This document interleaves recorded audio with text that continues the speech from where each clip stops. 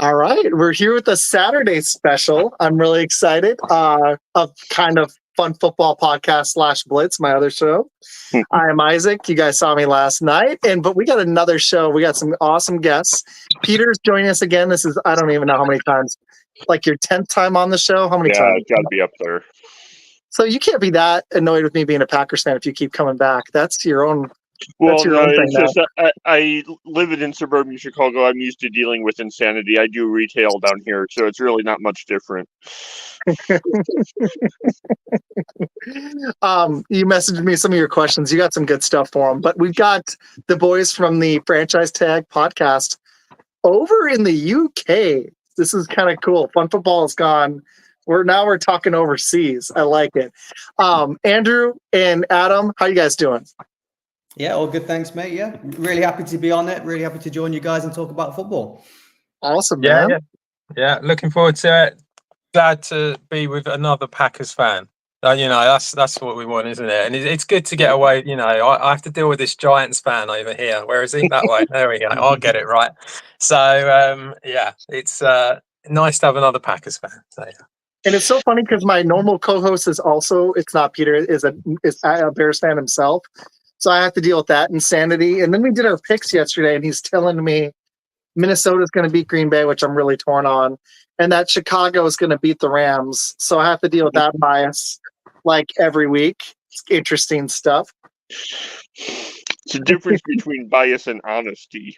Do you honestly trust the Bears to, you know what? I was going to start with the Bears thing, but in a second, I got a Bears question for you if they can block. But really quick, before we get going, can you guys tell everybody where they can find your show?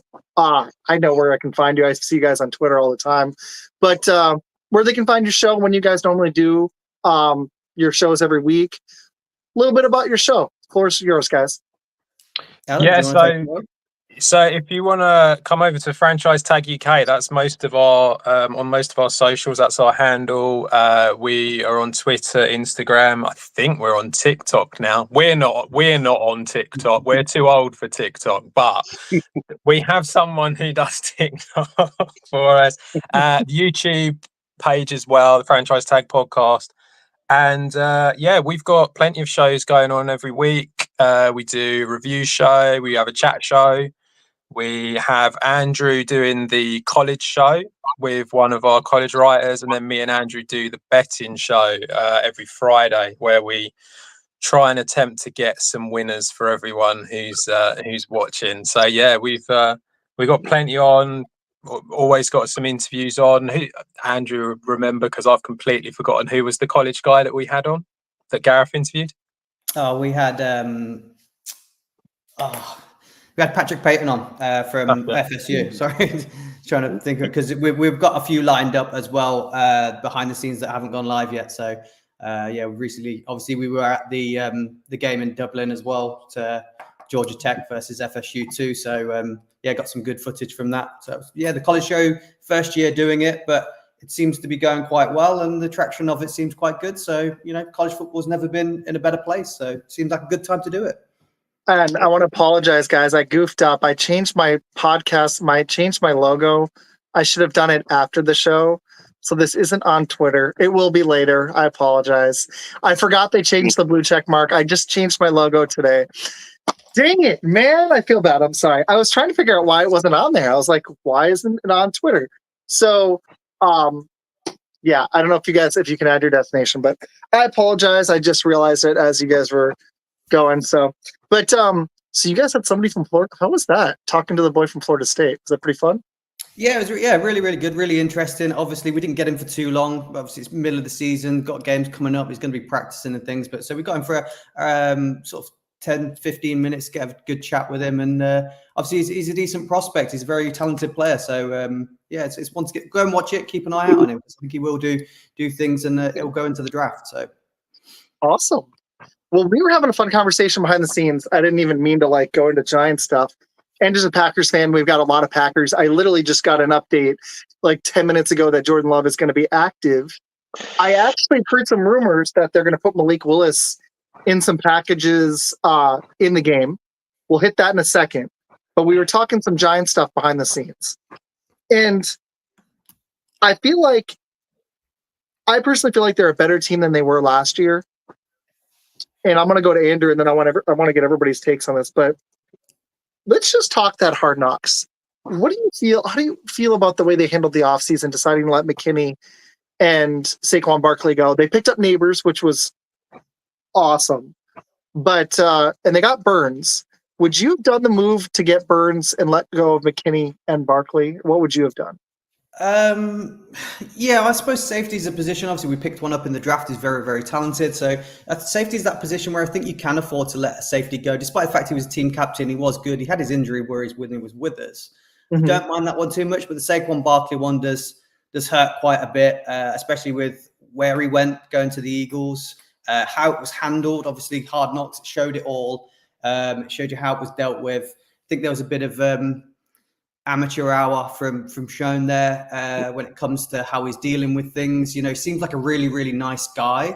Seems like quite presentable, but you don't want someone who's playing amateur hour when they're your GM, really, do you? That's not what you want. You want someone decisive, making the good decisions, strengthening the team. So that does worry me slightly, but we'll probably talk about. I still think we're in quite a good position going forward, which is quite positive for me. I agree. I think the big thing is going to come down to what you guys end up doing with Daniel Jones. But, you know, it sucks because McKinney has really helped our defense. So you need a safety. But I don't agree with the philosophy. And it's not just him. It's a lot of the NFL. I know they want to devalue these running backs, but you've seen how important they are early in the season this year with all the quarterback play. And with Daniel Jones, we were talking about it behind the scenes, but with Daniel Jones being a little shaky last season and coming off an injury, I think surrounding him with more talent would have been beneficial.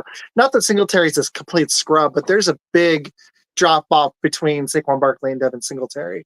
So how did you feel about that? Like, would you? I know we talked about it behind the scenes. You would have kept him.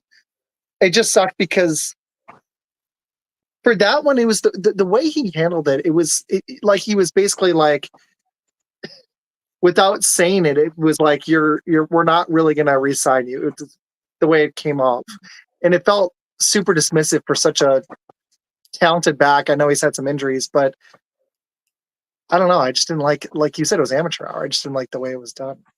Yeah, obviously the conversation that went down, obviously it made it sound, you know, you're asking for too much. Go and find what other teams will offer you because we don't think you're worth that much. And it's such a shame. I said to you guys off screen, I think we messed it up the season before. It wasn't this year that we messed up. It was the season before.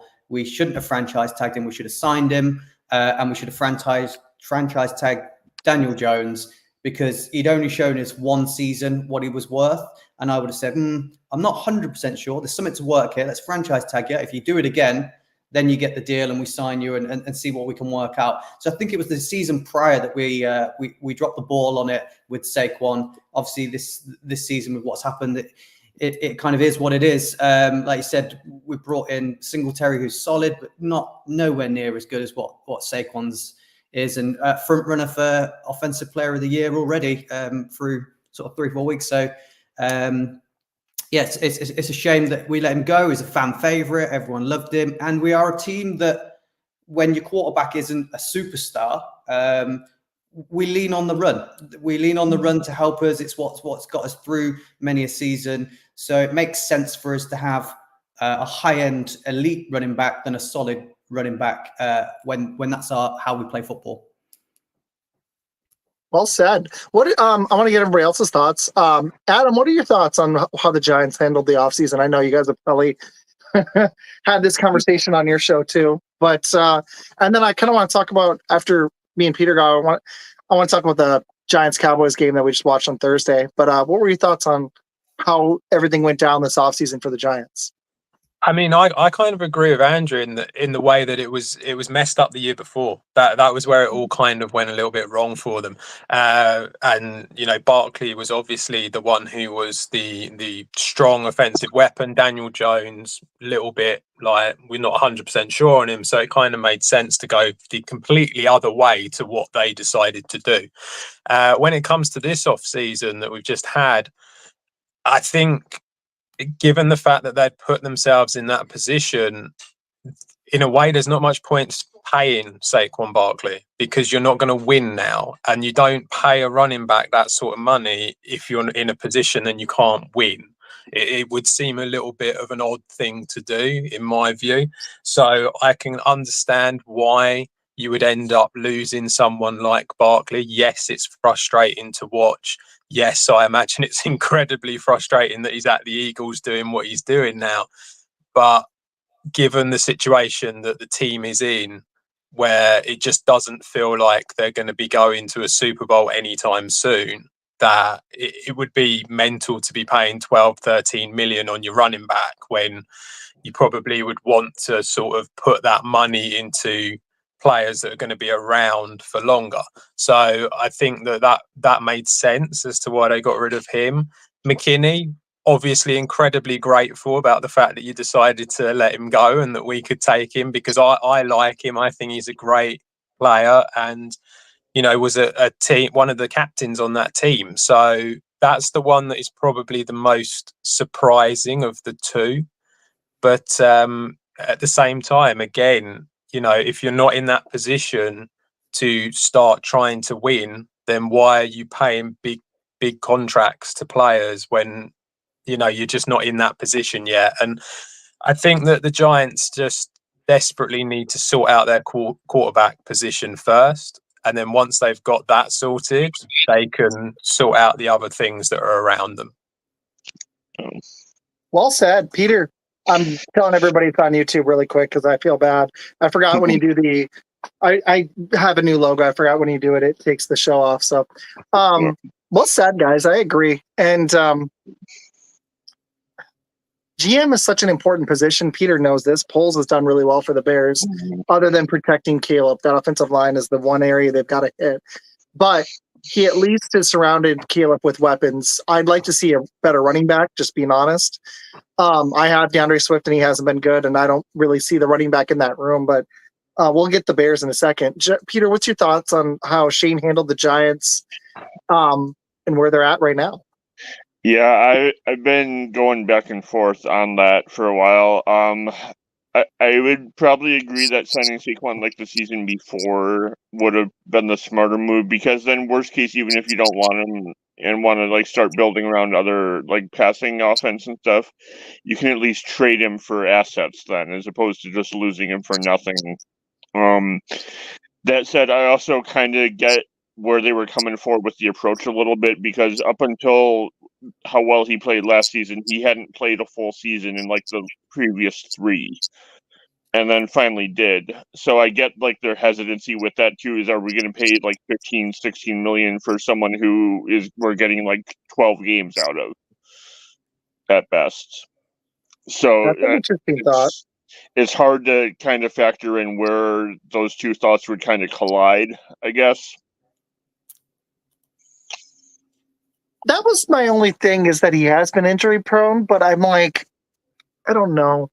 The whole thing, he's not paying Daniel Jones $40 million to hand off to a $12 million running back. Right. It's like, well, maybe you shouldn't have paid Daniel Jones $40 million then. But I mean, it was after a good season, but it's still, for him, it was a season where he ran the ball effectively, but they did win games. They actually won a playoff game, but it was a season where he threw 15 touchdowns and they gave him $40 million. So I think the Giants, I feel like it's an ownership thing with Mara, where he's just too nice of a guy. I get it, because I'm a nice guy, and you saw it. Like, he was even, like, it was hard for him to even be a little bit pushy, but you heard him say it, this better work. Like, I'm tired of losing. We're the Giants. We've won a Super Bowl every decade, 80s, 90s, 2000s, 2010s. They've managed to win a Super Bowl every decade. That's pretty impressive. Like, he wants to get back there, and the NFC is a little up for grabs right now. My only thing is, though, like, to pay $30 million for Brian Burns, as good as he is, and I don't like just looking at raw stats, but off of 8 sacks, I don't know. I feel like what Shane did is he fell in love with one guy, tipped off his hand, and was stuck on that one guy. What do you think, Andrew? Yeah, I mean, I've got no issue with Burns. I think he'll be great in there. You've seen the progression from how bad we were week 1 to 2 and 3 and now 4 with how good that defense is now looking. So the fact that that's structured and the fact that we have got that older guy in Brian Burns there to go along with Thibodeau as well. So I'm not worried about the defense. I think that's good, and I think that's a good solid foundation for the future. Obviously, Deontay Banks and Drew Phillips, both very, very young as well, look very talented. Bobby Okereke, again, another underrated player. So the defense I'm happy with. And Brian Burns, for me, is that kind of veteran, if you like, to guide all these youngsters for the future that we're not going to be paying loads because they're all on rookie contracts still. So no issue with defense and think it will be solid going forward. There's other pieces I like as well. O-line looks loads better. Protection looks fantastic. I think Andrew Thomas is a top 10 left tackle. So I think we can get the quarterback right. I think that's the issue because we don't need to worry about defense now. So I'm happy with the Brian Burns pick, and I like what he brings as his experience to the youngsters rather than he's not getting 15, 18, 20 sacks. What value is he if he's teaching Thibodeau to get another 10 on the other side? So I'm happy with that pick. I did like the Tyler the Newman pick too, but if you guys can get quarterback right, that would help a lot. Theo Johnson, he could be solid too. I really like that they started to surround Daniel Jones with some talent. We're going to find out if the guy can stay healthy and be it. But I like this. Anybody else have any Giants thoughts before we? I got some stuff for Peter. Yeah,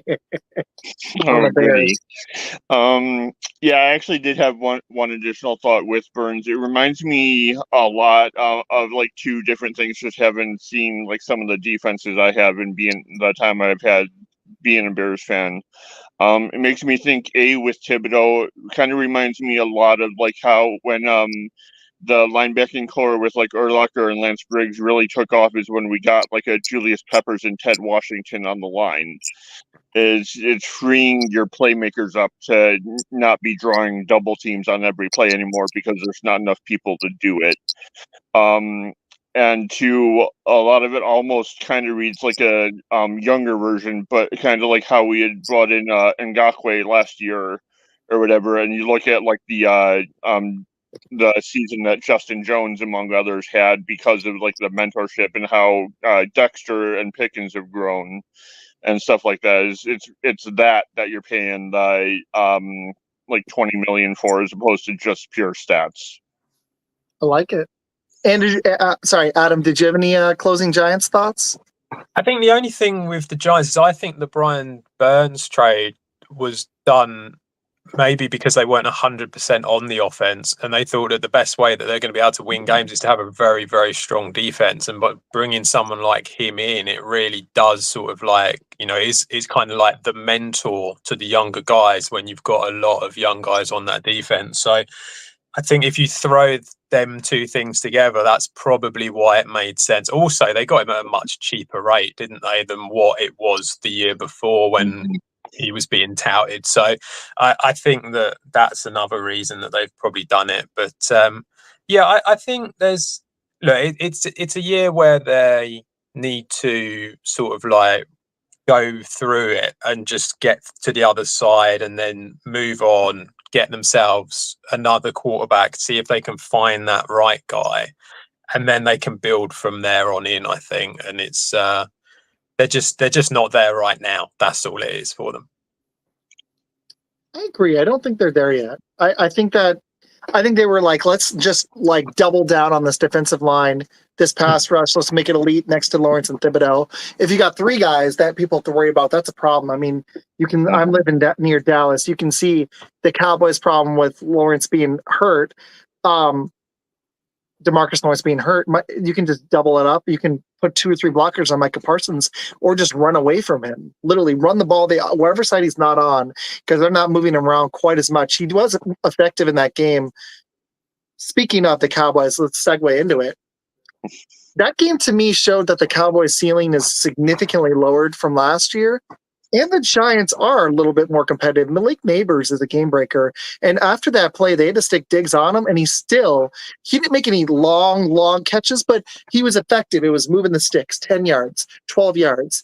I mean, he ended up with, I mean, I played against him in fantasy, he ended up with over 100 yards again. They weren't able to run the ball, though, and I was expecting that. That was interesting. The Cowboys were seriously with the bend but don't break mentality. Jones was effective in the game, no touchdowns and a pick, but almost like 70%, over 70% completion. He was great. Andrew, what did you see in that game? I was surprised. I thought the Cowboys would. I didn't think they wouldn't win by like 40 like last year, but I thought it would be 10 plus. What did you think of that game?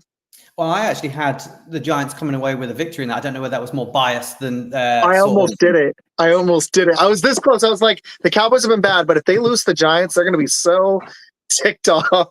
So, sorry, keep going.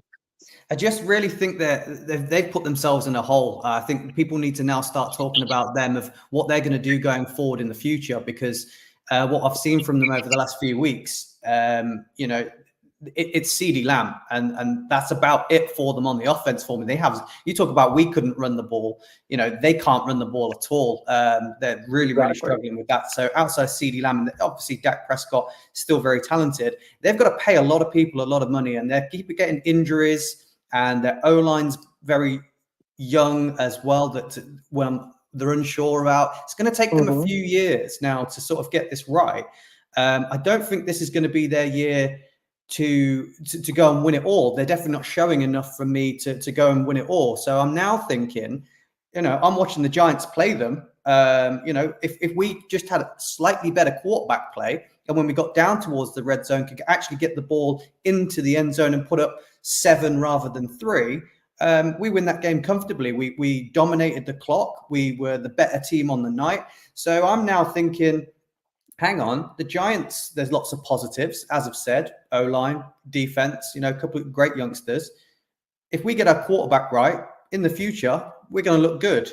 The Commanders also look a lot better now, and they look like they're moving forward with Daniels. So that's looking good. The Eagles, I think, are always going to be good. So are the Cowboys in the next 1 or 2 years, with the amount of money they've got tied up in the current players, are they going to slip behind the Giants and the Commanders in the next 2 years? And that's where I see the Cowboys going with the current team that they've got there, and not knowing what they're going to do with their head coach too. Oh, I think he's out the door. I was talking last night with a Cowboys fan, and Jake Ferguson's probably their second best weapon. I don't see a second receiver. Cooks is not that guy anymore. He's just not. Like, he still can make some plays occasionally, but he's not the guy that had, what did he have, 1,000 yards with 4 different teams in a row? Mm-hmm. Like, I mean, this is not that guy. And Dak, as good as he does like to key in on 1 or 2 people. But the biggest problem is they don't have a running back. Dowell averaged 4 yards a carry, and that's a success for them. The only reason that the Cowboys won this game is they were able to make the Giants one-dimensional, and their defense got a little ticked off, and they decided no touchdowns. And Lamb, made 1 play. That can be the difference in a football game. You make 1 big play, the other team doesn't make 1 big play. Crazy enough that in 60 minutes, that can be it. Adam, what did you see on that Thursday night game?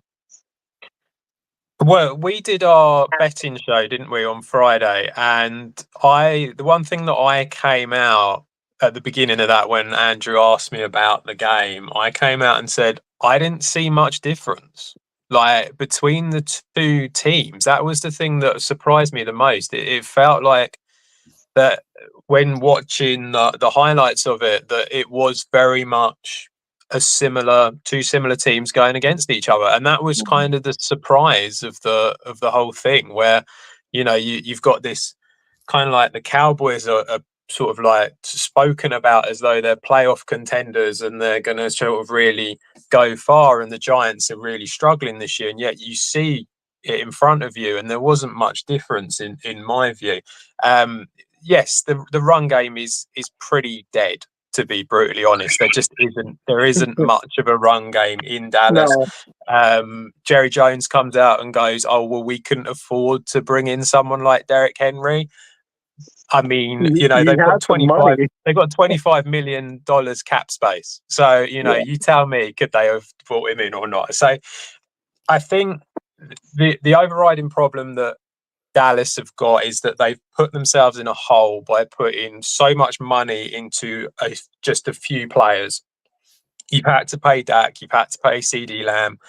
Personally, I don't think they're going to pay Micah Parsons. I think that he's going to end up being traded at some point because I just don't think they can afford to do all of it. And also, more often than not, you can get yourself a pretty decent edge rusher in the draft. I'm not saying you can get Micah Parsons again, but you can get a pretty solid one. Whereas for quarterback and stud wide receiver is a little bit different. So I think that's probably where they're going to go. But yeah, I think they've put themselves in a bit of a hole. I think it's going to take them a while to get out of it. And as you said, Jake Ferguson is their number 2 guy when it comes to the receiving game. And I just didn't see much difference. That was the thing. I saw 2 teams that were pretty similar. And the idea that, anyone would be saying that before the season started, you'd be laughed at. So that pretty much tells you where they're at the moment. It was like this, and now it's like, oh, Yeah. is that it? Really? Like, I'm wondering if the Cowboys are going to be a playoff team. Peter, why don't you give me your thoughts on that, and then why don't you toss the panel a question or two, and then we'll pivot into some Packers talk. Yeah, sounds good. Actually gonna start off my summarization of that with a question for you guys. Oh, all If right. you switch the quarterbacks on those 2 teams, do you think the Giants surpass the Cowboys? Yes. Yeah. By Easily. a lot. By a Okay. lot. Like, I think the Giants might be a playoff team with Dak. Actually, I would think they would be in the NFC East. I mean, I don't know. Where do you guys feel like Washington lands? That was my hardest game to pick because I don't know what to make of them. They haven't really played a team yet, and Arizona's been kind of up and down. So I don't know where the Commanders lie, but Philly's super banged up right now. Like, I'm worried to pick them tomorrow. The whole half their offense is out. Yeah, I think defensively they've still got quite a lot of holes, haven't they? They got rid of their edge rushers last year, so that's obviously a concern. It's going to take a little bit of time on that. I think offensively, Jaden Daniels looks great, but at the end of the day, he is still a rookie quarterback. You are only going to get so much from him. So I think that it is a little bit of concern. And as you said, they're going up against the Cardinals, which I have been saying from week 1, I do not touch. When it comes to who wins, I do not pick between the Cardinals and whoever they play, because the Cardinals could go out and get 30 points plus, or they could go out and get 6. So it's like you've got no idea what you're going to get with the Cardinals. So I'm not going near it.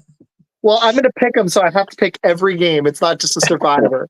So I have to pick all 16. It's really rough. That's what I do on my Friday night show. But last night we talked college football, and then we did a little bit at the end.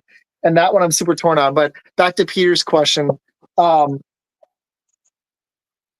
you guys both think the Giants win that game if they have Dak Prescott instead of Daniel Jones? Yeah. Comfortably. With the amount of times we drove down the field comfortably, dominated the time of possession with the ball, we would have put it in the end zone. He would have got it to someone in the end zone. We missed what I saw, maybe 4 downfield passes that were underthrown by Daniel Jones. You wouldn't have had that from Dak. They would have been caught, and there would have been more points on the board that we left. He can't complete passes more than 25 yards. He can move the sticks, he can get us down the field, he can play competent, solid football, but he can't play that match-winning throws like you saw to CD Lamb. That was essentially the difference between the 2 teams. So he would have got a ball down there, maybe to Neighbors, or maybe Hyatt would get involved a bit more. I think it would be comfortable victory for the Giants, especially when you run the ball for 25 yards on 20 carries. That's not going to work. 24 yards. Let me see. Am I doing my math right? 26 yards on 24 carries. That's ridiculous. Ooh. On 24 carries.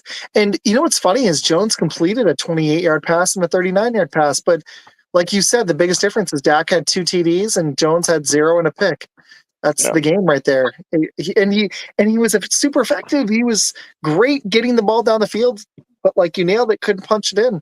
I actually think if you flip these two quarterbacks, like I said earlier, I think the Giants with Dak would be a playoff team if they could get anything out of Singletary consistently in the running game, or if Tracy needs to be the guy. I'm not sure if he's ready or if he's it, but with Malik Neighbors, with Theo Johnson, with that defense that's better than the Cowboys.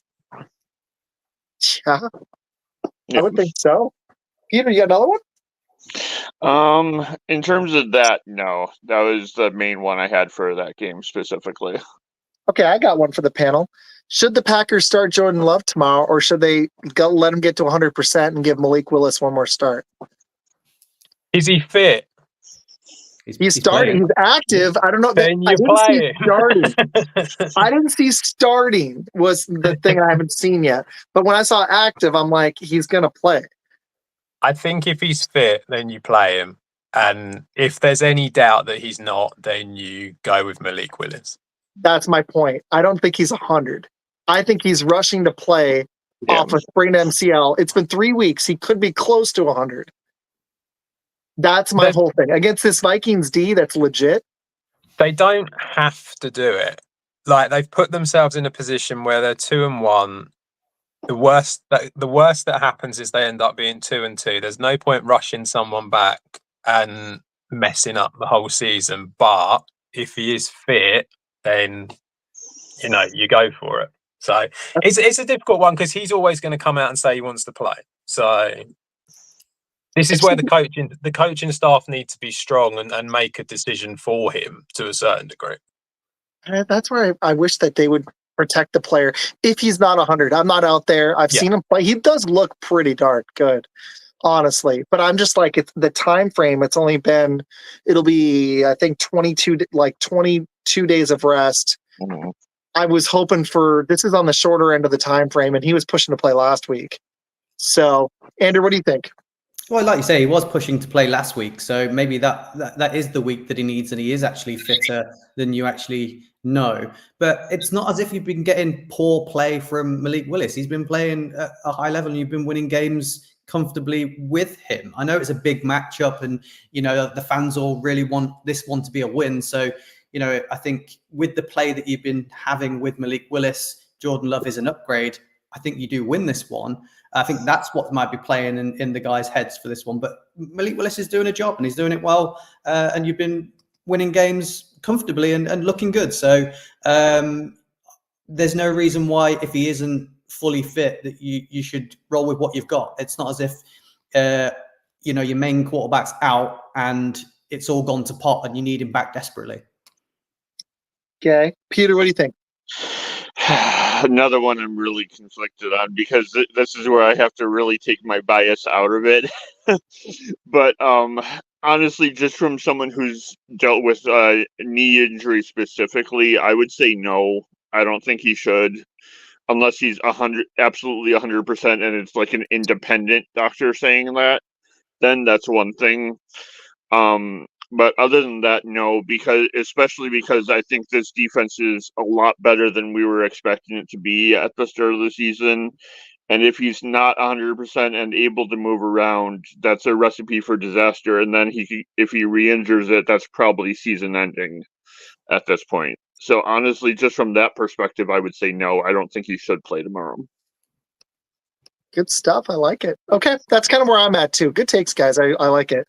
All right. Okay, so now that we know Jordan Love's going to start, and I'm seeing on ESPN and all over the place, do the Packers win this game at home? They're 3-point favorites last time I looked. Here's my breakdown, okay?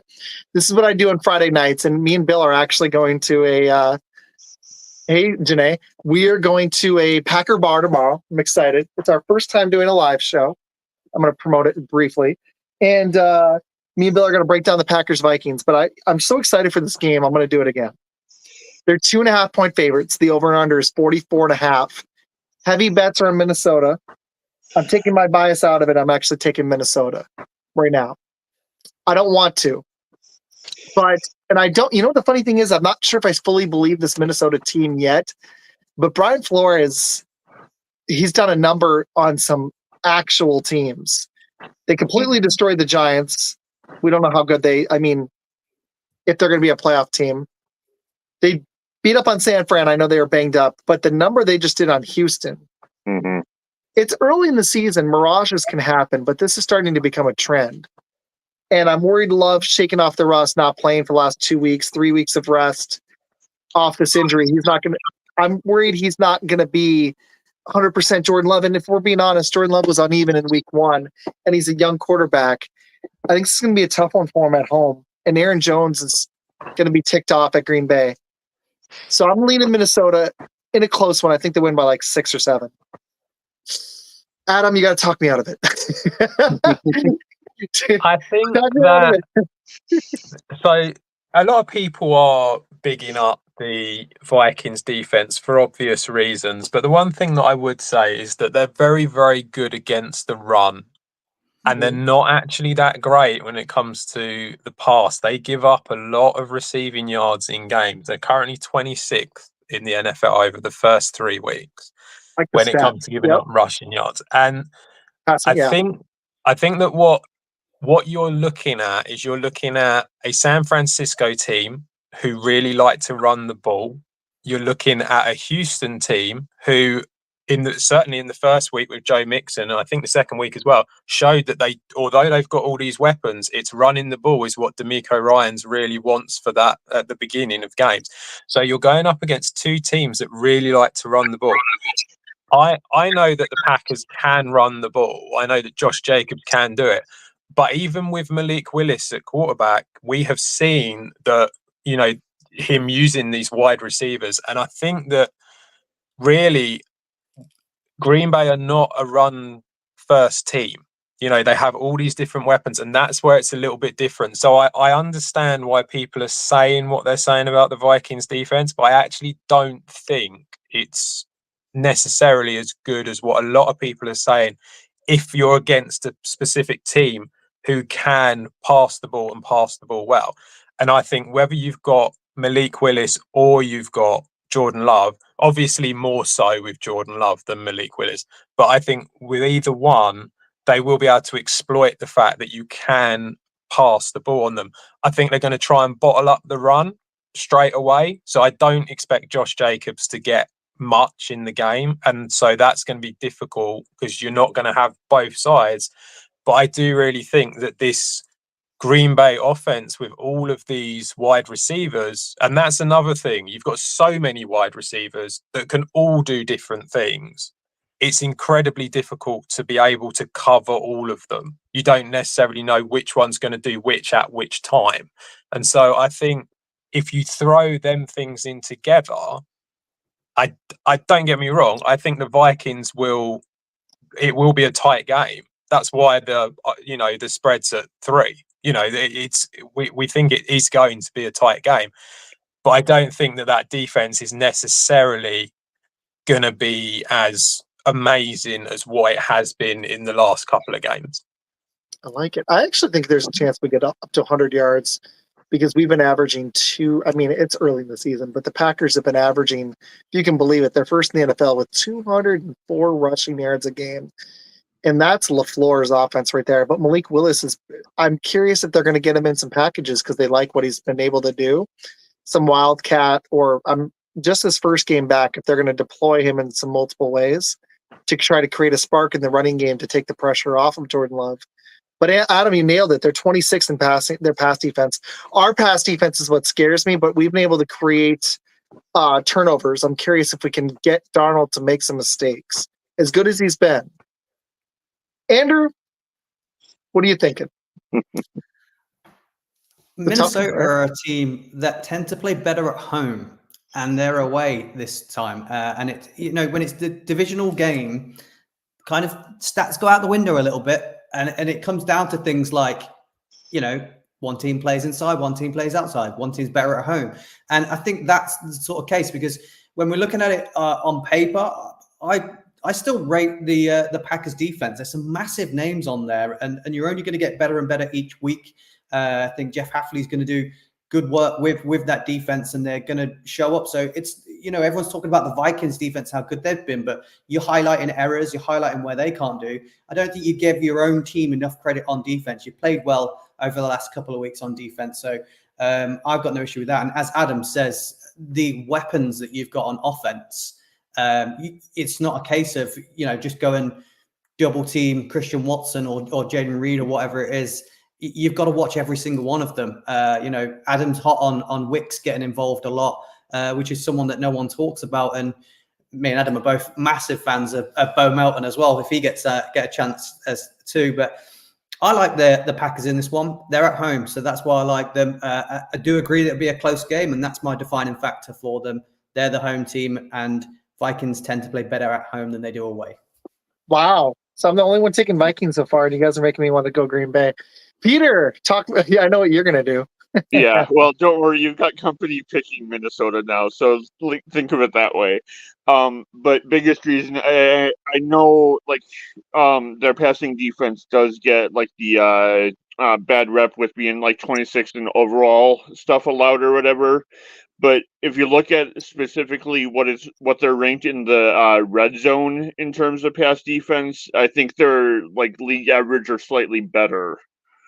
So, and I know a lot of it is just that's where the defense is condensed and stuff more. So I get that it's just more having more bodies in a shorter space because that's harder to throw, period, in a lot, which is probably part of it too. But I think they're actually better in that, and it's just a misnomer because they've given up some of the longer touchdown plays and stuff. Bigger concern, and this isn't taking anything away from your guys' defense because obviously you're creating turnovers at a pretty impressive rate. Yep. Two of the three games have been Indianapolis and Tennessee. The last time you played an offense that had weapons, especially receiving weapons like this, was the Eagles game, and you couldn't stop them to save your life. So that would kind of be the counterpoint to that, especially with Addison practicing again. If both him and Jefferson are going, I mean, they have Hawkinson back, and then the Aaron Jones factor, which I think is actually what ends up deciding this game. Because, the Vikings may play better at home, Aaron Jones knows how to play in this stadium. I knew there was no way that you were going to come on here and tell me that the Packers would win. So, you know what? Why don't you tell everybody why the Bears are going to win? And let's see if it's bias or what you got. Okay. I've actually got them picked to win, but it's only going to be by a field goal. I think it's more similar to the Rams. Yeah, their line looks good, but they haven't stopped a passing attack yet. And they couldn't stop an injured 49ers one with Debo playing half the game and Kittle not playing at all. Yeah, but you guys can't protect. You guys couldn't protect against the Indy defensive line without DeForest Buckner. Yes, I'm aware of that. Your offensive line might be the only offensive line other than the Patriots. You guys just take the B out of block. You don't do it. You don't do it. You don't know how to block. You can't block to save your life. And this is the one thing I told you before the season. I said, watch out what's going to destroy the Bears is that offensive line. No, I agree. I think the biggest part, and this is actually a question I'm going to get into in a little bit here, Ryan Bates not being healthy is killing us right now because that alone would change every matchup on that entire line. Just being able to get him back at center where we were hoping to have him, because that shifts a lot of pieces around there, and I think would strengthen that line as a whole way more than what people are realizing. But I think more this is just the game where the weapons finally show up, especially seeing Caleb's growing chemistry with Odunze is honestly the biggest, what I think is going to be the biggest factor in this game. So I like it. And also really quick, I'm going to hit this Bears game, but Adam, I like your point on all the weapons. Bo Melton would be great. I want to see Wicks make some plays with Love. I think it's going to be, I don't know, it's going to be interesting. I actually think we're going to be able to throw the ball on them, like you said. I think the Packers' key to victory is going to be two things. Can they get some pressure on Darnold? And can we just have a semblance of a run game to create some either RPO with Willis if he does play, or Jordan Love just to create some play action? That's what I'm hoping happens. So we'll see. But all right, Bears time for Peter. I was the only one on the panel last night to pick the Rams, and it's not biased because I picked the Vikings too. My problem is that I think that as good as the Bears D has been, I just don't trust their offense at all. Their offense has been, I mean, they're only 22nd in points, but I think Stafford will find a way to make just enough plays, and I'm worried that the Rams don't get pressure, but we just said the same thing about the Colts. The Bears, if they don't figure out this offensive line, if Bates doesn't get healthy and they don't figure this out, they might need to make a trade pretty quick here because this is becoming such a detriment to your team. Like, the Packers can't stop the run, but we're actually improving on it. You guys are getting, unbiasedly, it's one of the most glaring weaknesses of any roster in the NFL. And if they want a chance to salvage the season and have a chance at the playoffs, but it's more important than that to me, is you don't want Caleb taking too many hits early in his career. Right. That can be not only just cause injury, it can be so detrimental to a quarterback's growth. They need to figure this out. Poles may need to pull the trigger to get alignment. That's my thought on it. You know what? Let's go, Andrew. What are your thoughts on the Bears, the state of the Bears, and where do you think they can win this game at home against the Rams? I also went with the Rams as well. You're not on your own picking the Rams. I think the Bears, yes, the defense is good, but that O-line has regressed from last year. You know, it was a steady middle of the road offensive line, and that is now regressed. The play calling and the setup for Caleb Williams doesn't look like there's a plan. It looks like, you know, I've got no confidence in Eberflus or Shane Waldron at all. Like, no confidence in either of them. I don't think they're doing the right thing for Caleb. You know, when you look at what Sean Payton's doing with Bo Nix, and you see in a game plan and progression, and he's getting a little bit better. I don't see that with Eberflus and Caleb Williams. So I do worry about that. And then when it comes to the Rams, the two tackles are now back. The guards have now been playing together for a little while. The O-line should be better for them. Sean McVay is an absolute genius, and Matthew Stafford is a top level quarterback still. And that, again, they've got injuries on those wide receivers, but it's next man up there. They know how to coach their wide receivers that they bring in, and they've now all been playing together for the last couple of weeks, and it's starting to gel. So I think they managed to get it done, and I think it will be close because of the defense that the Bears have got. But I think McVay and Stafford is a much better pick for me, and I'd rather, if I was betting on it, that's where I'd have my money on those two confidently over Eberflus and Caleb at the moment. But I said this on our show. I wouldn't blame Caleb for the issues. I don't think he's massively to blame. I blame Waldron and Eberflus really not getting the game plan right for him. I said that last night. You took the words on my mouth. I love it. I was like, I just don't like Eberflus as a coach. I think that if they don't figure this out, I think that and their offensive line are the two things on that team. I think Poles is the right GM. I think Caleb has a shot to be the right quarterback. I think you've got weapons galore. I think you need to figure out running back, O-line, and coach. I don't think it's Eberflus. So I agree. That's a big concern. They have not put him in position to succeed at all so far. If they could have a way that they just demote him to defensive coordinator, they'd be all right. That'd be so humiliating, but can you imagine? Hey, we're not firing you because you're good at one thing. How about you go do that and stop overseeing the whole team? And, you know, you're not head coach material, but we see you as a DC. Does that sound good? You'll pitch it to him just like that, too. Andrew, I agree with you, though. I think he's better suited as the DC. And I don't know, Peter, how do you feel about it? I get where you're coming from with that. I do think to this point, Waldron's a lot more of the problem because I was expecting a lot more from him so far. I honestly do think overall, in terms of the team as a whole, I do think Eberflus is the right coach. I just think we need to have someone that can actually offensively develop Caleb, because I mean, if you look at the stats difference, and I know part of it's like the Montez Sweat trade too, and I get that, but if you look at the stats difference from when Alan Williams was working with basically the same core to when Eberflus took over the defense, it's night and day difference between the two. So for that, I do think he's actually the right head coach. I just think we need to get a competent offensive system going. And I do think Waldron can do that. He proved he can with Geno Smith, and Caleb's already better than Geno's ever been. But I think it needs to kind of pick up and catch up to where the defense is at. Because this is, I see there's a lot of ways where the Jets thought their defense was when they acquired Rodgers. This is like that good of a defense at their core right now. Oh, the D is great. And you know what? Yeah. Even with the bad offensive line playing, Caleb has made some bad plays.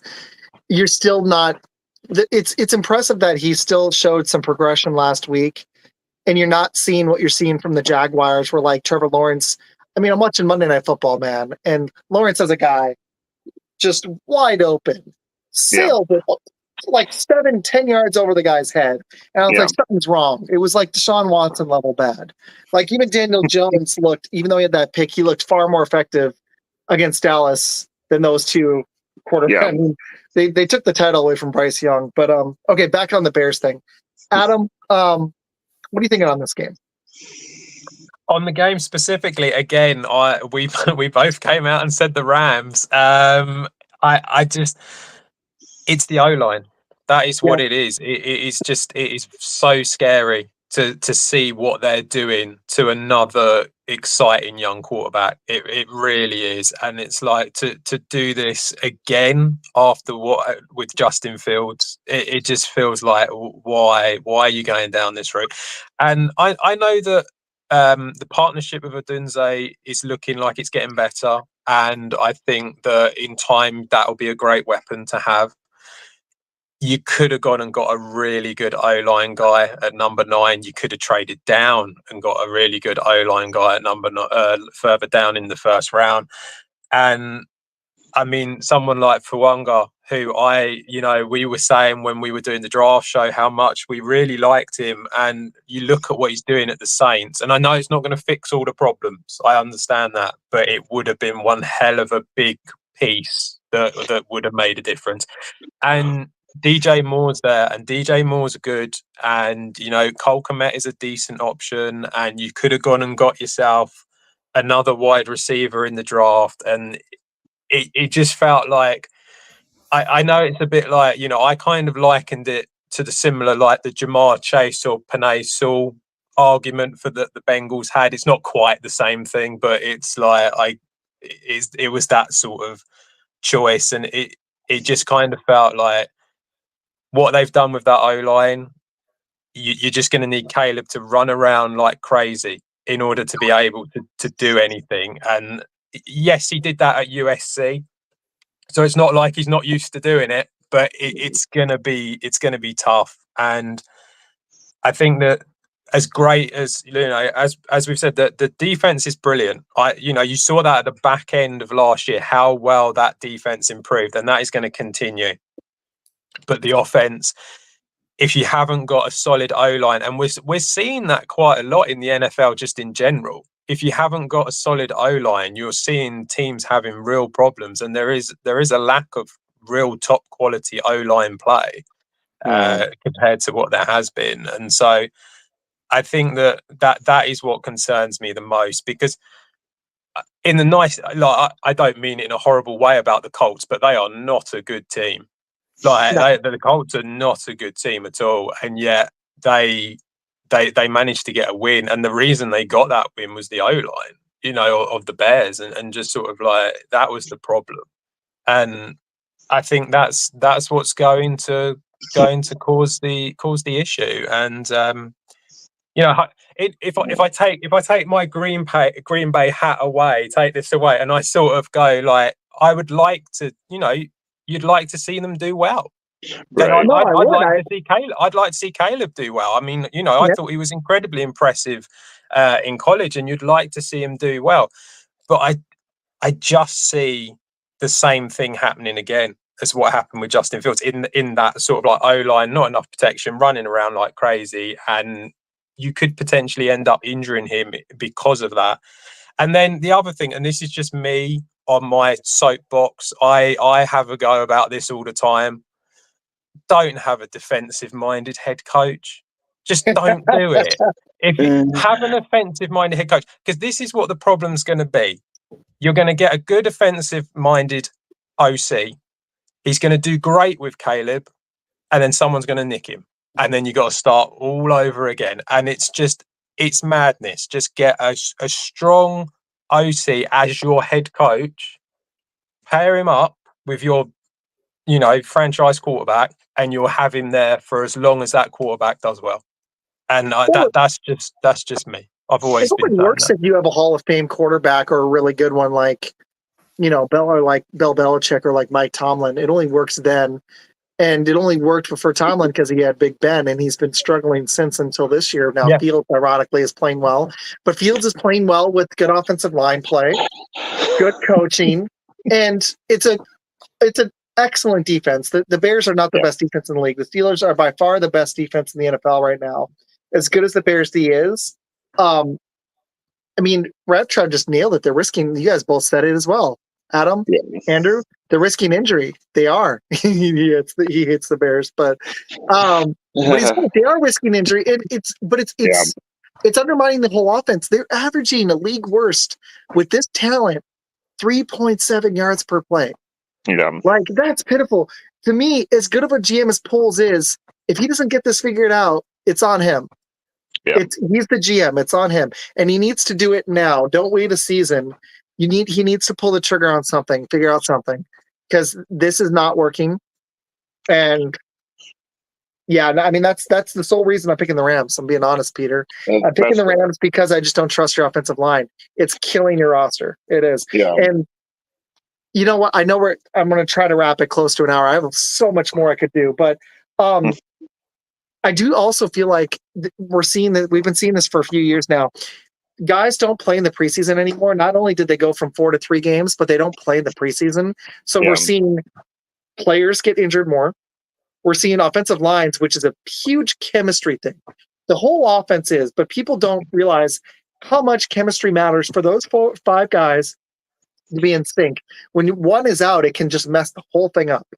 Yeah. And for them not to get that time together and the whole offense, and it's so chemistry and rhythm based, it's really messing up the NFL the first 3 or 4 weeks, because the product, like I heard on Bill Simmons, it's like when you go to a restaurant that's like, I'm stealing this from Bill Simmons, but it's like you go to a brand new restaurant. The food is great, but they're figuring out the service, and they can't running the food out, and the whole operation isn't great, but the food is. That's kind of what the NFL feels like right now. I'm enjoying it. I know the product is gonna be good, but it's like now it takes, instead of 1 or 2 weeks, it takes like 3, 4, 5, 6 weeks before everything is in rhythm. But the problem we're getting now is there's more injuries than there used to be, because the guys don't take a hit in the preseason or in practice, and it's like, what do you do?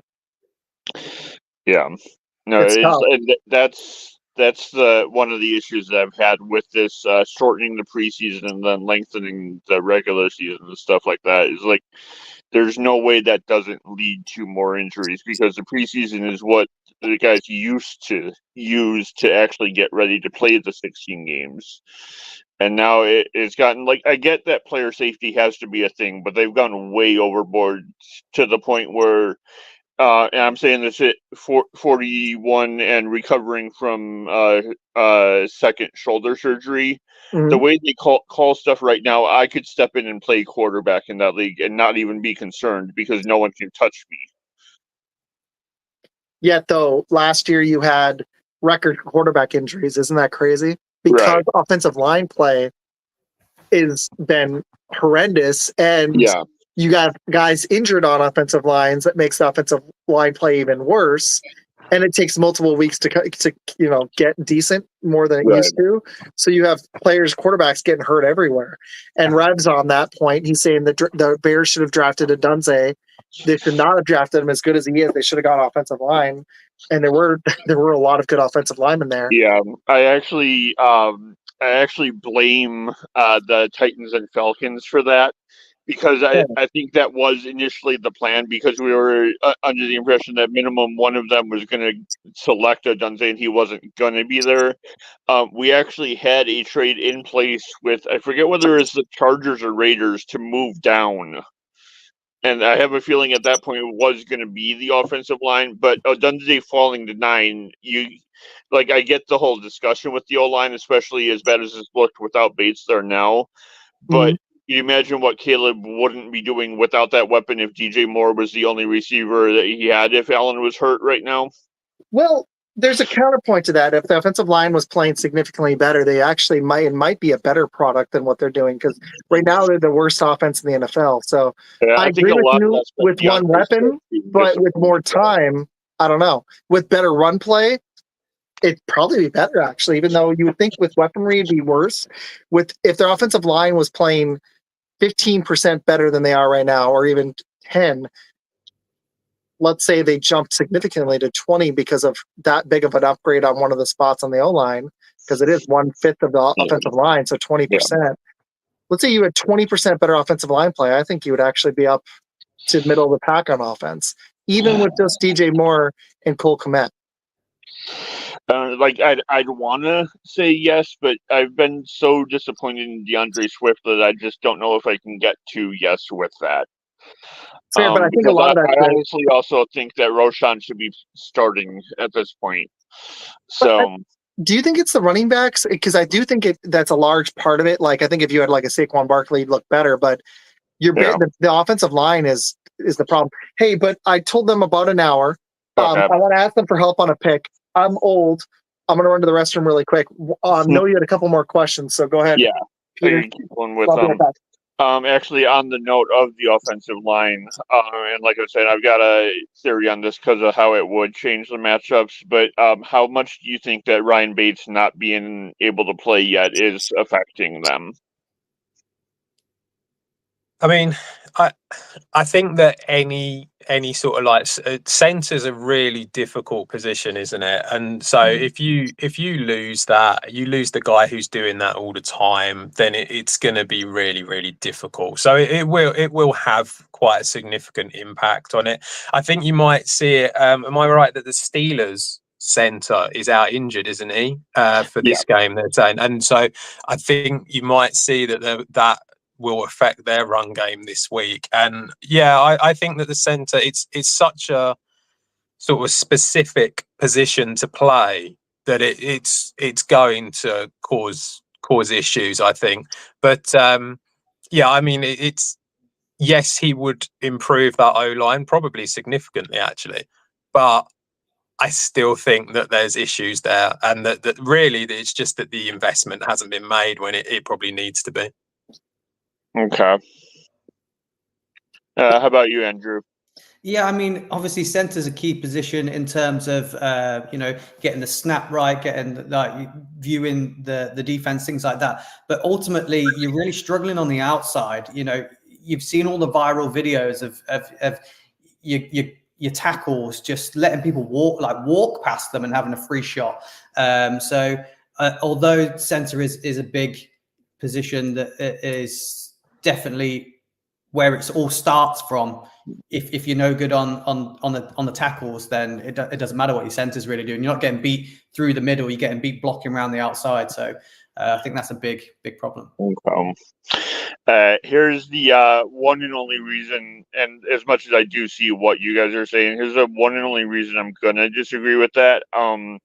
Just seeing what Darnell Wright did in the games that Nate Davis had missed last year, I'm actually a lot more sold on him than probably what this season's shown so far. In terms of ability, I think Bates being there, in my opinion, at least, I don't know if this is how they would structure the line at this point, but it's how I would do it. would be moving Coleman Shelton to left guard, where he's more comfortable and you can focus just on like the pass blocking as opposed to having all the other responsibilities on top of it. Hey, Peter, really quick, can you test a theory for me? Can you turn your phone this way? Turn it horizontal. Oh, horizontal, sure. Someone just messaged me. Usually it like will link. It must have been my thing. Okay, I'll fix something. Keep going. Sorry, you're good. So I was thinking if Bates is healthy, he's at center. Move Shelton to left guard. Move Taven Jenkins next to Donnell Wright on the right. That shores up everything instantly. Because Braxton Jones right now is having to take that double because Tevin's having to help with Shelton's missed blocks so much that they're both having to take on two. And the moment that switches, then that solidifies everything along the line and changes the entire complexion of the matchups. Oh, hello. We're on the move here.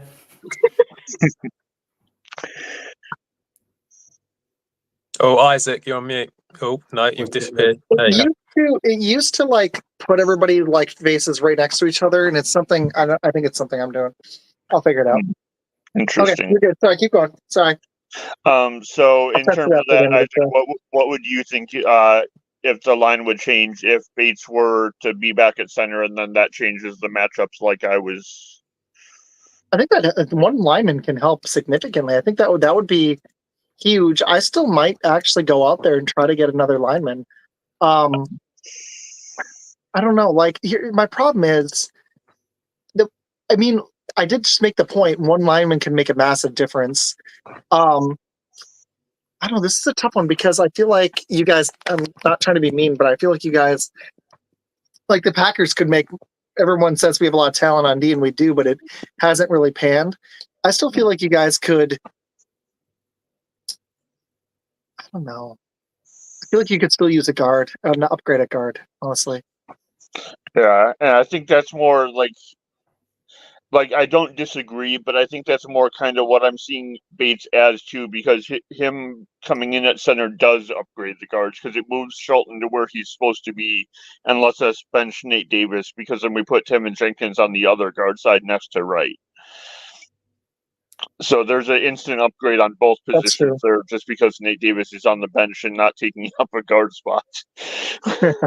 That's a good point. I think it's always going to help, isn't it, when you got the right guys in the right position? I mean, you know, that is what it is, isn't it? So it's like you would see an improvement on it, and maybe that is what's causing the problem. But it's it is a significant problem at the moment. But like you say, maybe if you bring the right, get the right guys in the right place, then you'll be a lot better off. Yeah, because I think just that one move, you're talking 3 matchups that are changing. That's a 60% different line, not just like a 20% from one player. There's 3 matchups that change on a weekly basis now. So you can see how big of a difference Montez Sweat made for your defense. One guy can make a massive difference. Can you imagine your offensive line? I know it's not fair, but can you imagine your offensive line with a Zach Martin at guard, or not that these guys throw in trees because they don't, or I'm drawing a blank. What's the Colts guard? Quentin Nelson? No, Quentin Nelson, yeah. But it's not fair. Like the Packers offensive line is actually pretty darn good. That's one thing we do well. But that's what I'm thinking. I'm like, I feel like guard, you guys can make a massive upgrade. I like Darnell Wright. Jones has been getting torched a little bit. So honestly, there's been playing 3 guys have been getting beat. When everything's having to shift down because he's having to take on 2 guys because Shelton's missing his blocks on the center and Jenkins is having to pick up for that. So you're having to deal with the inside one first and trusting Caleb can elude the guy from the edge because he's going to see him more easily. So I like it. Guys, this has been a blast. I've got one. I'm sure Peter's got a couple more, but I'm going to try to be really nice about the time frame and not go up to 2 hours like last night. As much fun as I had. Okay, quick 30-second, and I won't talk. I'm just going to ask which game. I want to get you guys' takes on just a couple more games that I'm really torn on. With the injuries, with Max Crosby and Devontae Adams being out, would you guys go Browns, their favorite on the road, 1.5, or would you still go Raiders? Adam, who you got for this? This was the one. I hate this one. I don't want to I know. know with this game. It's I a crossed it out. horrible game. I crossed it out. Oh, I went Raiders. The over under is at 36.5, which is It's real low. it just goes to show how lacking in any sort of offense there is in this game. Devontae Adams is out, isn't he? They've come out and said, And Crosby's out, and Garrett's banged up. yeah. I mean, literally the only player that I think is going to do anything in this game is Brock Bowers. That's literally the only player that I think is going to do anything. I agree. And it's one of them things because the plus minus, what I'm looking at is 2.5. So the Browns are 2.5 point favourites. Because it's within the field goal, I usually go to the plus rather than the minus. I just think that there's more chance of it being an incredibly close game here, and you could get a sort of like a 15-13 like you did with the Saints and the Eagles. And so I'd rather be on the plus side of it. Who's going to win? Yeah, right? Exactly. Raiders. I'll go the Raiders because I normally have a go at the Raiders of how bad they are. So I'll give them some love for a change. I picked Raiders too. Actually, I changed. 3 of the 4 guys last night picked the Raiders. Andrew, what's your take on this one? I did take the Raiders in our little pool. I picked them. I know Devontae Adams is out, but Brock Bowers looks legit and he can get the targets. And Jacoby Myers as well. I don't think people underrate him quite a bit. He tends to show up no matter what team he's on and never really gets talked about. And we saw a bit more from Trey Tucker as well. So, the fact that Adams is out doesn't worry me completely. It's more the Max Crosby one that is probably the more of the worry. But I can't pick the Browns. After what I saw them play the Giants, so there's no way I can pick the Browns. The offensive play is absolutely terrible. Wilkins is in there still. It'll cause issues and problems for Watson. So and they're banged up anyway. They're banged up at wide receiver. They've not quite got the running game going properly at the Browns. And the defense hasn't looked as impressive as what it should do with the massive names it's got on it. So I went with the Raiders for a victory here. They do up and down, and they were down last week, so they'll be up again this week. That's just how they play, isn't it? I like it. 2 people picking the Raiders with me.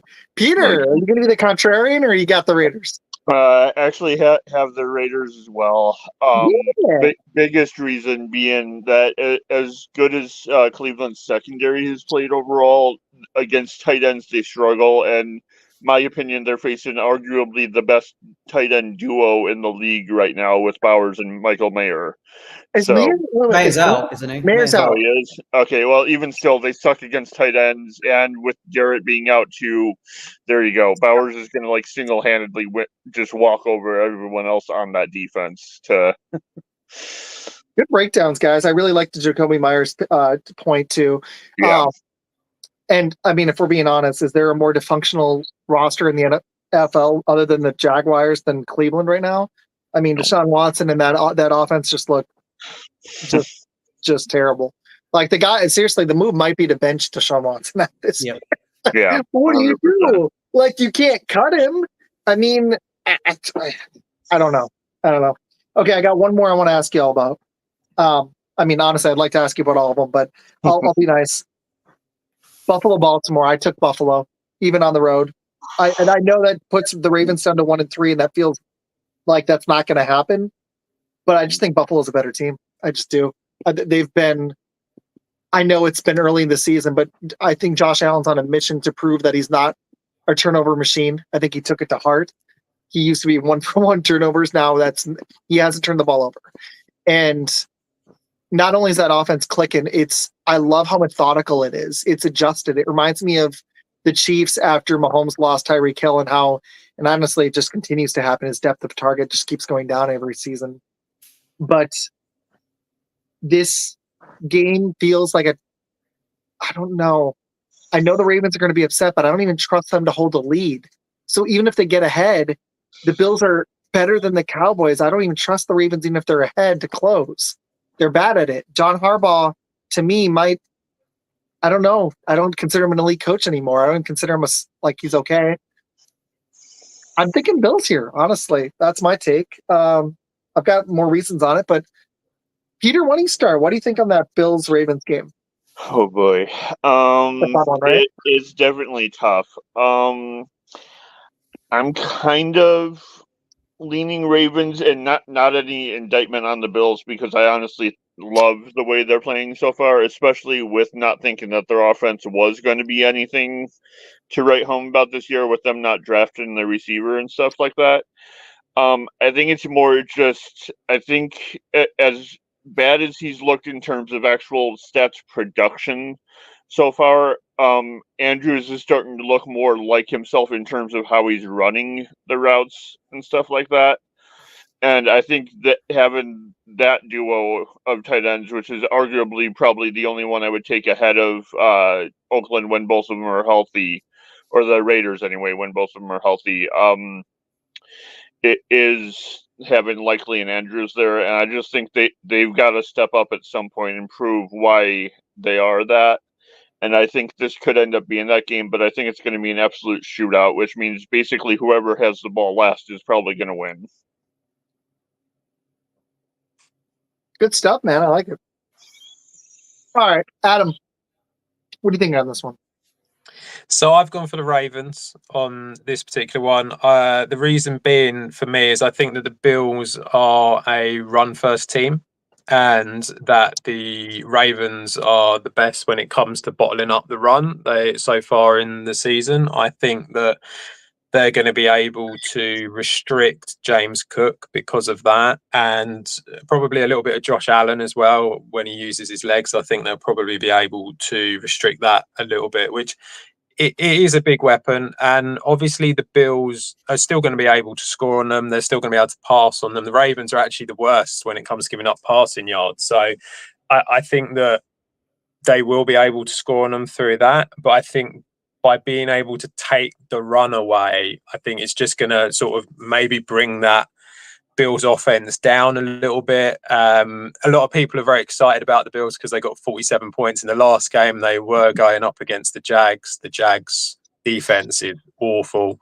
And so I think that when you sort of put all that into it, I think that means that the Ravens are going to have a good chance of winning it. Yeah, I agree. I think it will be a close game. I don't think there'll be much between the two. It could be a shootout. You could see that happening in this sort of game. So I think it'll be very close. But I think that the Ravens will just about have enough, because I think no matter how good your run defense is, I think Derrick Henry is very hard to stop, even if you have the best run defense when you get him going. And I think what you're starting to see, especially with Henry, is the first couple of games, they didn't use him that much. He was very much sort of like 12, 13 carries, and they weren't really getting the best out of him. But in the last game, he had about 19, 20. And all of a sudden, you started seeing that he was getting more, and he was wearing down the defense a lot more. And that was having quite an impact.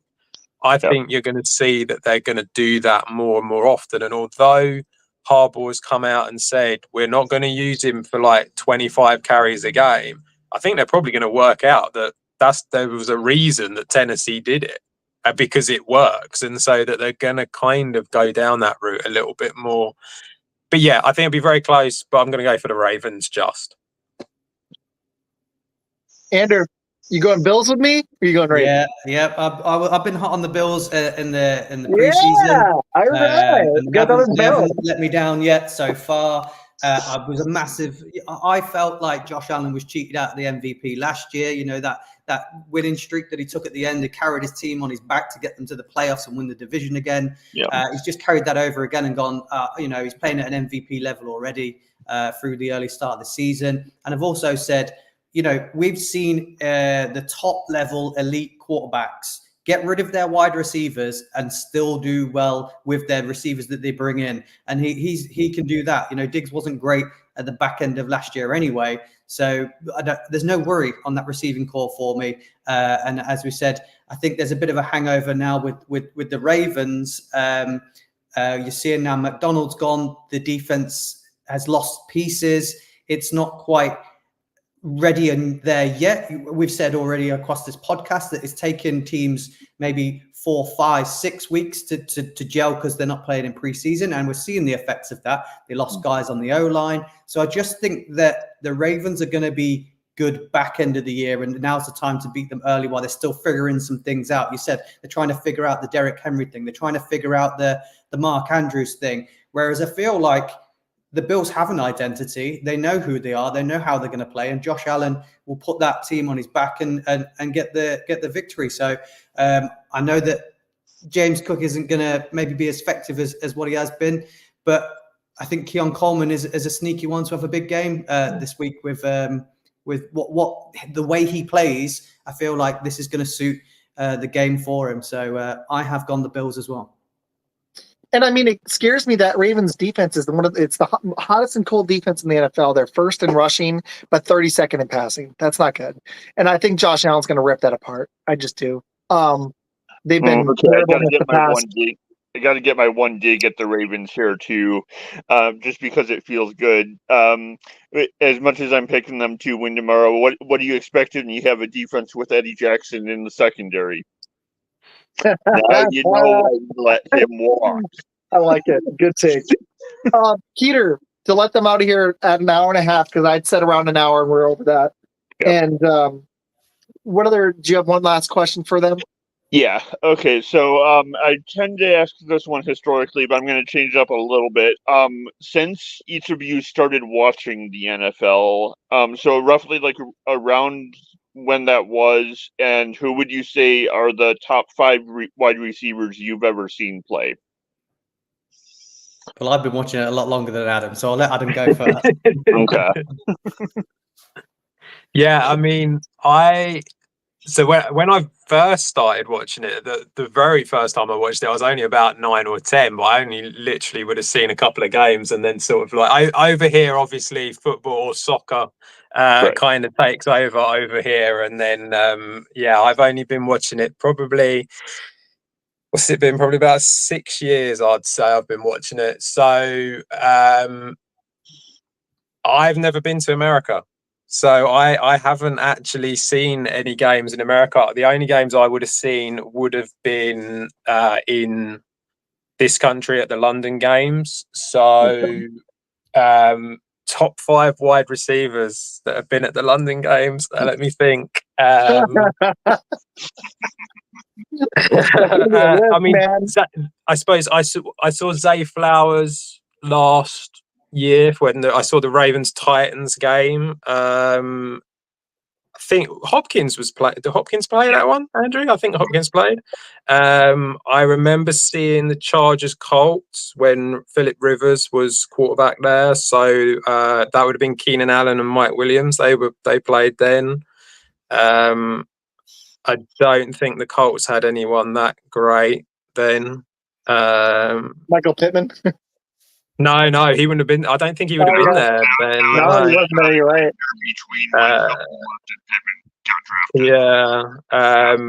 Seen the Jags lots of times, but they don't have great wide receivers. You've seen some excellent Jaguars receivers. So exactly. So Andrew's probably got more of a selection, I would have thought. Oh yeah, if it's got to be teams that we've seen in person, obviously. Yeah. I should clarify that. On games you've watched is fine. So. Oh, okay. You sound more weird, by the way. I mean, games I've watched. I mean, just who would I have as the best? I mean, again, it's probably only been in the last 5 or 6 years. Devontae Adams. Obviously a great wide receiver. I really like Jordy Nelson. I thought he was a bit underrated actually. So I mean, obviously I'm going Packers ones, but like Jordy Nelson I really liked. Who else on different teams? Just the main guys, I suppose, like the top guys that are around in the last couple of years. That I mean, Odell Beckham, great wide receiver, and at the Giants was really good. But yeah, there's loads. Yeah, obviously I've been watching it for nearly over 24 years now, so I've had the joy of being able to see the likes of, my dad's a Colts fan, so I've seen a lot of Marvin Harrison, senior, was absolutely exceptional. A guy that you've missed off your own team, Greg Jennings, for me was exceptional player. And then obviously I've had the joy of watching Calvin Johnson, Julio Jones, AJ Brown, Roddy White even. Roddy White was incredible as well. So I've had the joy of being able to see all of those guys in a big period of time. So yeah, I think we're looking at the actual top names. I think I kind of missed Randy Moss a little bit. I saw him at the Patriots when he was there, but kind of my memories of him prior to that aren't there, and obviously Jerry Rice and things like that. No memories of that. So yeah, I've got the classics of Calvin Johnson, Marvin Harrison, Greg Jennings, Julio Jones, and AJ Green. I think AJ Green's very underrated in terms of where he is on all-time wide receivers. So yeah, it's some solid names there. That's fair. I like Donald Driver for a Packer receiver. That was awesome. But Randy Moss, man, was it. But I do like, I was young in the 90s, but Jerry Rice was legit, obviously. But I think the most talented receiver I saw was either, because Moss, as great as he was, and he might have been more dominant at the one thing he did well, but I think Terrell Owens or Megatron had to be it for me. I got one last question for you guys, and then we'll let you guys go. I didn't get to see all of them. It's your show. What's your favorite interview you guys have gotten to do with a player, coach, anything? Well, I don't do a lot of the interviews, so I'm not very good for this question. But if I go based on who, okay, let's pivot then. Who would you want to interview? I'd like to get LaFleur in a room. I'd like to get Matt LaFleur in a room. Even with all the players on that team right now, I would love to pick LaFleur's brain. That would be a blast. So I think to be honest, any of them head coaches, from that sort of tree, that sort of like Sean McVay, Kyle Shanahan, that kind of section of head coaches, I think they would be fascinating to speak to, because I think just the way that they see the game is very different to how it used to be played. And so I think that it would be just fascinating to be able to see how much sort of analytics goes into it and what they go through in order to be able to work out what it is that they need to do. I mean, even like some of the older guys as well. I mean, obviously like a Bill Belichick would be, I mean, we had Sky, didn't we? So Sky, who does some of our shows, he was over in Germany when the Patriots were over there, got to ask Bill Belichick a question. He's a Patriots fan as well. So like, he was loving life sort of thing, because he got to do that. And so, being able to speak to them sort of guys, Nick Saban would be a really interesting one as well, like from a college side of things. And so, yeah, there's loads, but I think I know who Andrew probably liked the most that he interviewed. I'd be surprised if it doesn't begin with my name. Yeah, you're correct. And probably Peter's going to be a fan of this one as well, I'm sure. My favorite interview I've done, and he stayed with us after the podcast and chatted for ages. It was such a good laugh, such a good blast. Really, really top guy. And that's Adam Rank. I absolutely got a lot of time for him. I was a fan of him prior to getting him on. It was a really big one for us to get him on, but he's always good fun. He's a great laugh. The podcast just, I got to plug his own Bears podcast as well while I was chatting to him. He's an Arsenal fan like myself. And like I said, he stayed after the podcast after we'd finished recording and chatted for a while, and just a top bloke. So, yeah, that was my favorite one I've done, was with Adam Rank. If I was to get someone on, there's a guy that I'm really plugging that I really, really want to get on. Fingers crossed I can maybe get him on one day. And that's Joel Klatt. I like my college football, and I think his knowledge and the insight that he's got being an ex-quarterback and everything he's been through in his life, I'd love to get down and have a chat with Joel Klatt. There we go. Very cool, man. That's pretty legit. I was like, Adam Rank, I was like, actually, that's legit. That's really cool, dude. Seriously, very nice. Peter, if you had it, and I'm newer, so I haven't gotten to do. We've had some really fun podcasters, and I got a Sirius XM guy on from that does fantasy football, and an NFL historian this year. So that was really cool. That was And fun. if you guys want his name, I could give it to you after both of them. They were legit. The historian, both of them were awesome. The historian had written a Packer book. He had Chris Berman on this year. That was really cool. He actually had Mark Trestman on. Of all the coaches, he had Mark Trestman on, but he does. It's called the Football Learning Academy, and his proceeds go towards helping retired players in need. His podcast, and he actually runs the online Football Learning Academy that helps go towards that. It was pretty cool. He's on Twitter. After the show, I can give you guys his stuff. But the fantasy guy was awesome too. I've done fantasy for like 30 years, and I was just sitting there asking him questions the whole time. So that's really cool. Seriously, Adam Rink, that's awesome, man. We had, I think we had Marcus Grant on as well, Marcus didn't Grant we? on as Yeah, well, yeah, yeah. I remember doing that one. Oh, Yeah, okay. Yeah, we had him on. So yeah. Very cool. How many years have you guys done this now? How many years? 3 years now. 3? Yeah, 2021 wasn't it? We started. 3 years we've been doing it. Because we didn't start doing it. There was someone else who did it as his own thing by himself, and then both of us came on in 2021. So I think it kind of was a product of COVID. To be honest, is what happened. We were like, I certainly for me, I was, I was locked down. We couldn't go to work. I couldn't go to work, and I don't work from home, so I was just sitting around doing nothing for long periods of time, and then started doing this sort of stuff. So yeah, very cool. I like it. Okay. Peter, if you could interview one guy, NFL. Let's say, you know what? It can be current or former player, coach, or like a broadcaster type. Who would it be? Wow. It's tough. There's so many good ones. These are 100% going to be Homer picks, but one of them's someone that I've actually had the honor to interact with before, and would love to actually be able to do it again, just in like a more informal setting. Would be Charles Tillman and Matt Forte. Oh, I like it. Good picks, They're man. not only like phenomenal players, but just both such incredibly quality human beings too, that you can't dislike them at all.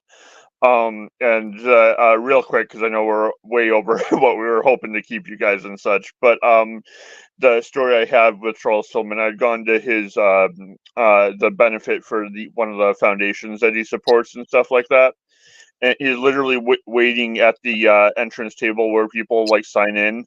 Hi, I'm Charles. Thank you for coming.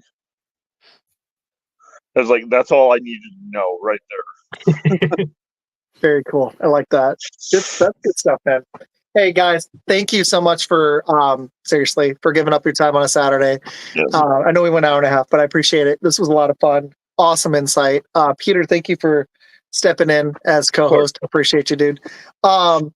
Want to really quick, Peter, why don't you tell everybody where to find your stuff and what you got coming up, and then Adam and Andrew, and then I'll close it. That was good. So obviously you can find me at Fresh Fire on YouTube. I'm going to be putting out some of the hip hop faith-based poetry that I've written, hopefully as an album shortly. So I'm actually starting to work with a producer on that now. And then as well, I'm going to be back on YouTube also with the Midwestern Chaos podcast, which is me and yet another insane Packers fan talking about football as I try to educate her on the actual points of what good football is, as opposed to teams that just have the refs working for them. So, okay, all right. Andrew, Adam, thank you so much. Where can people find your show again one more time, and what do you guys have coming up?